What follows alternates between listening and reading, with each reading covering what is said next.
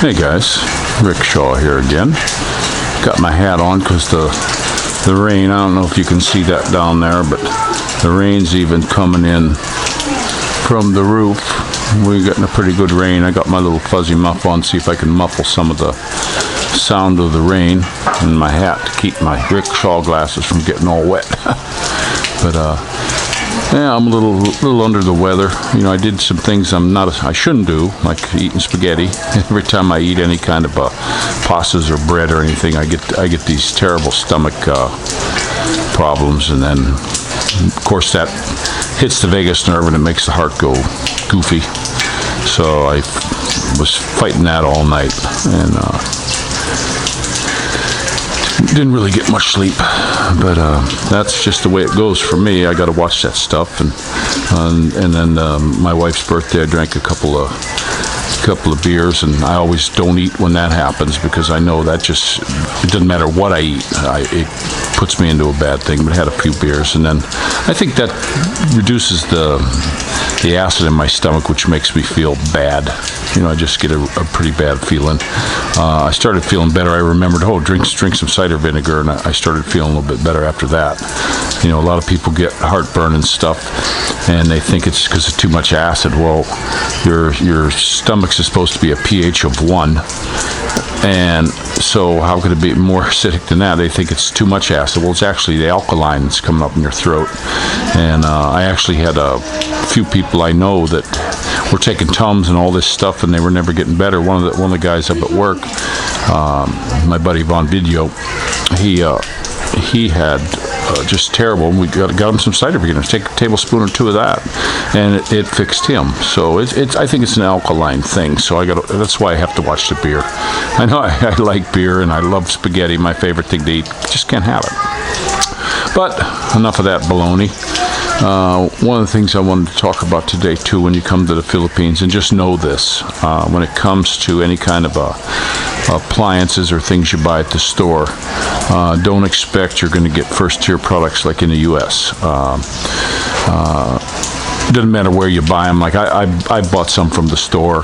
I went to a name brand store to buy a Samsung phone here, and we took it up to a fella, and it was a Chinese knockoff from a big box store here. You know, so you never know what you're going to get. My wife says, don't use Lazada, you get bad stuff. Well, I actually got a phone. I got a Samsung A50. It was a real one. Took it up to the guy, had him put it on this little thing, and it's a for real Samsung. I don't like it. It does all kinds of stupid stuff, but it's what you get here. I think you get second-tier products. I do buy some stuff that's good. The Hanabishi coffee pot is lasting a long time, and then the grinder, the coffee grinder, that seems to be holding up. But we bought a popcorn maker, and that dang thing. You know, Lazada gives you 30 days to do a review. Well, in the 30 days, we only used it twice. And over the period of the next few months, I used the air popper because I don't like oil. The 5th time I used it, it just started on fire and melted, and it's garbage now. You know, and Lazada, one thing about them, at least for me, I don't know about anyone else, but I've gotten a hold of customer service. There's no help. It's like it's not customer service non-existent. You don't get any help from them at all. So if you buy anything, you get it cheap. Just if it's no good, you lose. I bought a piano, little play piano for my daughter. Got it on a good price compared to the stores. It came broken. You know, and I've never been able to get a hold of anybody. I've sent them out. I put it on the review. I did all kinds of stuff. There's no end. They don't care. So I recommend you get anything from Lazada while the motorcycle man is here delivering.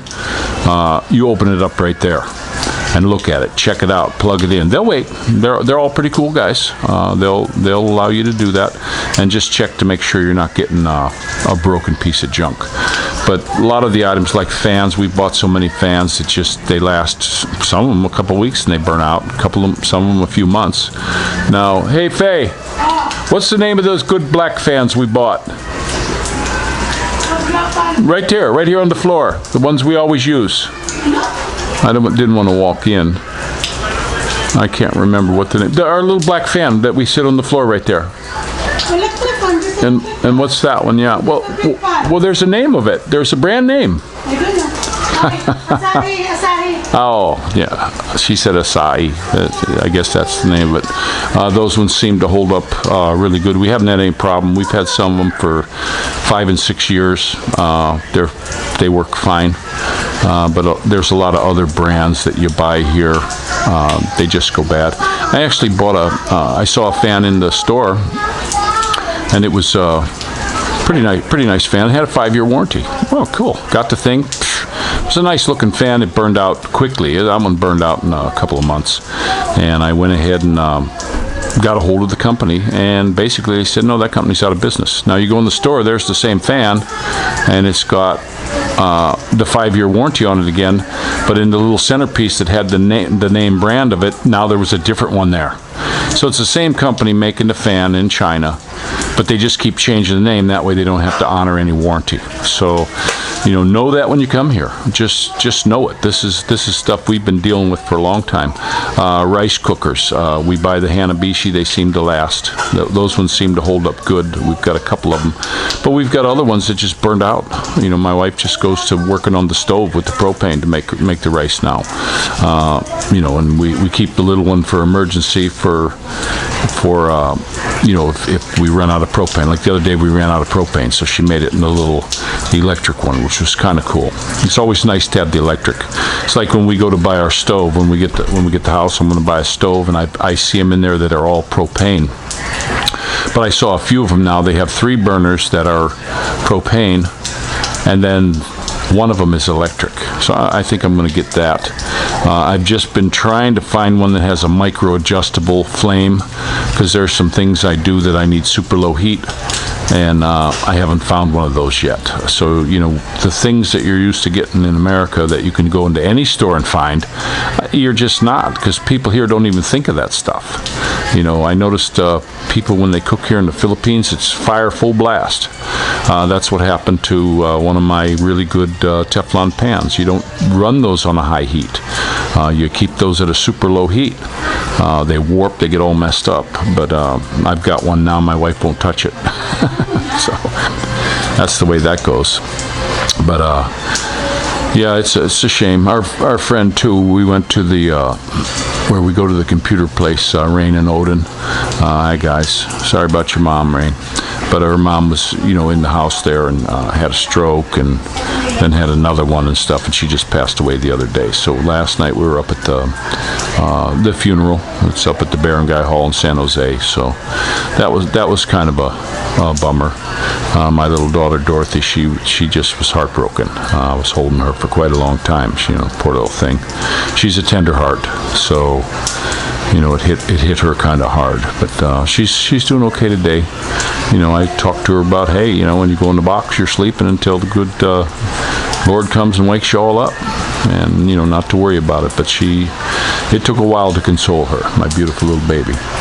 But I hope this sound is picking up really good. I got my good hat from my buddy Tom there, and wearing that, because I'm not kidding you. The rain is just, my legs are getting rain on them, and I'm in pretty good. I'm in. It's just the way the wind's blowing today, and it's the way it is. I was gonna patch the pool, because kids popped the hole in the bottom, and I was out looking for the hole, pumping it up, and the rain started. So it's like, I could pull it under here, but I'll get it another time. They're not going to use it today anyway.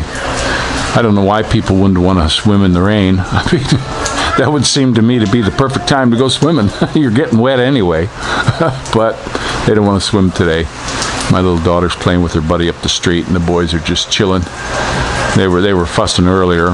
We bought a pretty cool game. I was in the National Bookstore and picked up it's 100 games in a box, and it was a little bit pricey. It was $17, something like that, but it's got 100 different games in there, and they were playing Chutes and Ladders and stuff today.